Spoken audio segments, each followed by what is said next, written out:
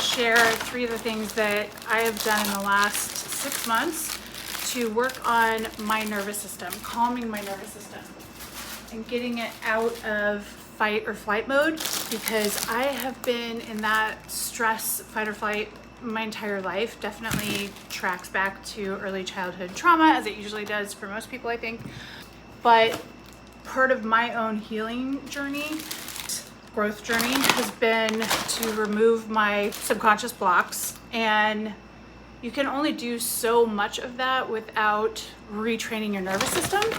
And I've been learning a lot more about that the last 6 months, and then practicing it as well.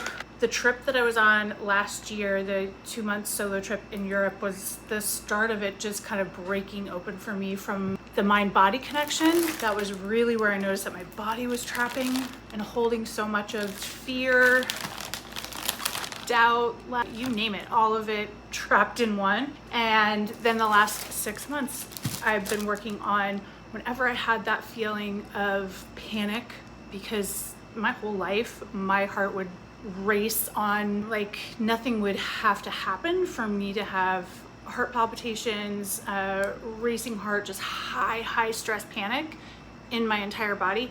And by the way, I've had all my heart stuff checked and my heart's fine. I knew that it was when my subconscious recognized some sort of trigger from childhood, from my past, that it was then sending my body into this reaction, right? One of the things that I did is I listened to guided meditations that were healing the mind-body connection. I did that morning and night every day. I also did a journaling and manifesting ritual since the start of this year. I do it every single morning, where I write down how I want to feel as if I already feel that way. So I'd write down, I am safe, I am protected, I am cared for, I am loved, I'm deserving, everything is always working out for me, everything is working out in my favor. And then in the moments where something would trigger it and I would feel that tenseness again, or I'd feel tightness in my throat or my stomach or wherever my body was holding that trauma and fear, I would take like 3 very deep breaths and I would repeat the new story to myself.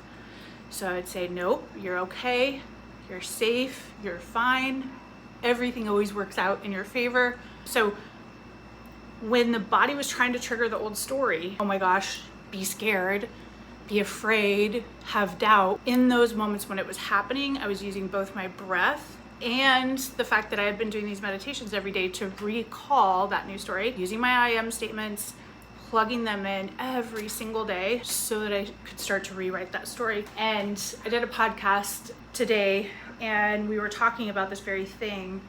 It dawned on me that it's probably been about 2 months since I've felt that sense of panic. You don't understand how long I've been trying to get rid of that. Like a decade at least a decade. So to finally have realized, like, I don't have it on a daily basis, I feel calm, I feel peaceful. I felt the release happen. Honestly, it happened the moment I finished my memoir, which is not a surprise because I knew for 20 years I needed to do that.